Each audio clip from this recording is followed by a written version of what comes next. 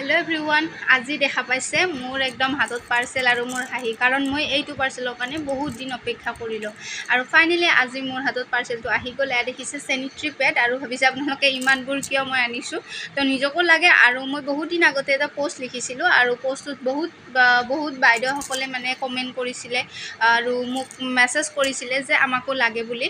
তো সেইকাৰণে মই আজি আনিলো আৰু এই স্যানিটাৰী ন্যাপকিনটো বহুত ভাল আপোনালোকক কৈছো, আপোনালোকে এবাৰ ইউজ কৰিলে গম পাব।